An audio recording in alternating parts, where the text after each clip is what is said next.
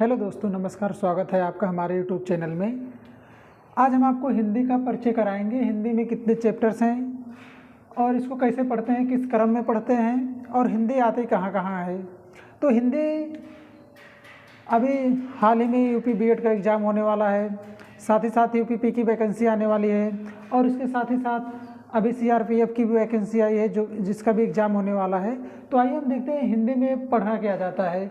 तो भैया आप बताएंगे हम आपको हिंदी में, जैसे सीआरपीएफ के लिए पढ़ेंगे तो साहित्य नहीं आता है, सीआरपीएफ में बस व्याकरण आता है और भी कुछ आता है। लेकिन अगर हम यूपी बीएड के लिए पढ़ेंगे या फिर यूपीपी के लिए पढ़ेंगे तो हिंदी का पूरा पढ़ना पड़ता है। हिंदी साहित्य भी पढ़ना पड़ता है, हिंदी व्याकरण भी पढ़ना पड़ता है। तो आज हम आपको बताएंगे इसका पढ़ने का सही क्रम क्या होता है। तो इसी क्रम में आज हम तो हिंदी का परिचय कराते हुए हम आपको आज सबसे पहले हम हिंदी व्याकरण को पढ़ेंगे। व्याकरण में क्या पढ़ते हैं, इसका क्रम क्या होता है, इसको हम आप देखेंगे।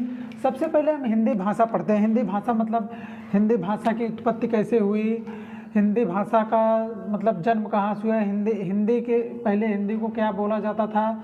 उसके बाद जब हिंदी भाषा की हम उत्पत्ति देख लेंगे, उसके बाद हम उसके जो वर्ड होते हैं उसके वर्ड पढ़ेंगे।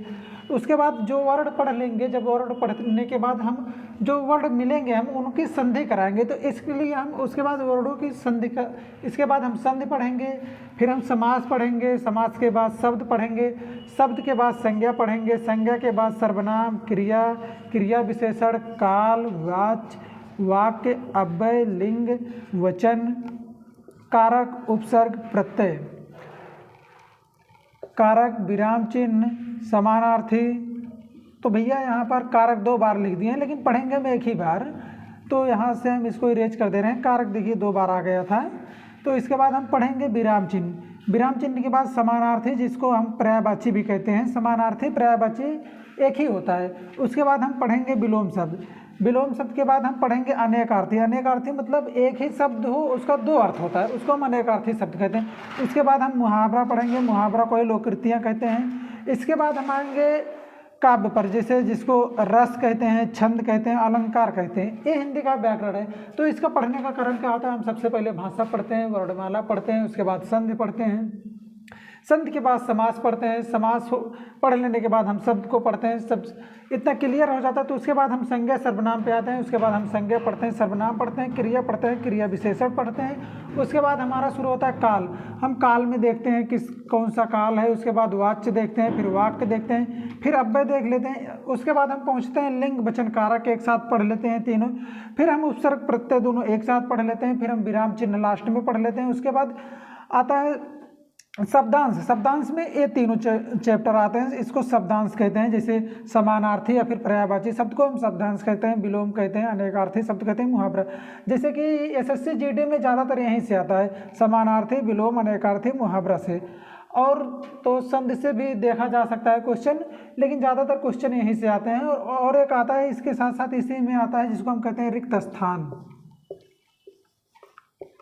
रिक्त स्थान भी यहीं पढ़ते हैं, जो कि एसएससी जीडी में पूछा जाता है। बाकी तो बहुत कम एग्जाम्स में पूछा जाता है, लेकिन हम पढ़ेंगे इसको भी। साथियों, अब हम बात करते हैं हिंदी साहित्य। हिंदी साहित्य को जो पढ़ने का सही क्रम होता है, उसको पहले हम काल विभाजन करते हैं। मतलब कौन सा काल कब हुआ, काल विभाजन देख लेंगे तो काल विभाजन से पता चल जाएगा कि कौन सा काल पहले है, कौन सा काल बाद में है। तो उसी हिसाब से हम पढ़ेंगे। काल विभाजन का समय देख लेंगे। उसके बाद हम सबसे पहले आदिकाल को पढ़ेंगे। आदिकाल को वीरगाथा काल किसने कहा, प्रारंभिक काल किसने कहा, चारण काल किसने कहा, संधि काल किसने कहा, तो हम आदिकाल में देखेंगे। उसके बाद हम भक्ति काल को पढ़ेंगे। तो भक्ति काल को दो भागों में बांटा जाता है। उसके बाद हम रीतकाल को पढ़ेंगे। उसके बाद हम आधुनिक काल को पढ़ेंगे। आधुनिक काल पढ़ लेने के बाद जितने भी कवि हैं उन कवियों का नाम, जैसे लेखक और उनकी रचना कौन सी रचना कब प्रकाशित हुई, कौन सी हिंदी की पहली रचना है, कौन से हिंदी का पहला उपन्यास है, कौन से हिंदी की प्रथम कवि है, कौन से मतलब जो भी है रचनाओं को क्रम के अनुसार हम पढ़ेंगे। उसके बाद इतना पढ़ने के बाद हम सारा कुछ पढ़ लेने के बाद जो भी छूटेगा हम उसको विविध में कवर कर लेंगे, विविध में देखेंगे। तो साथियों, ये था पूरा हिंदी का परिचय। हम इसी प्रकार हिंदी को पढ़ेंगे और एक एक मतलब क्रम से पढ़ेंगे, नहीं कि आगे पीछे। और बहुत कम समय में सारा कवर करेंगे। तो अगर आप हमारे साथ जुड़े रहना चाहते हैं और हिंदी को पूरा पढ़ना चाहते हैं टॉपिक वाइज टॉपिक, और हम थ्योरी के रूप में पढ़ेंगे और एग्जाम्पल के साथ साथ पढ़ने के साथ साथ सीखेंगे ही, ना कि पढ़ेंगे। तो साथियों, अगर आप को वीडियो अच्छा लगा हो तो लाइक और सब्सक्राइब जरूर करिएगा। धन्यवाद साथियों।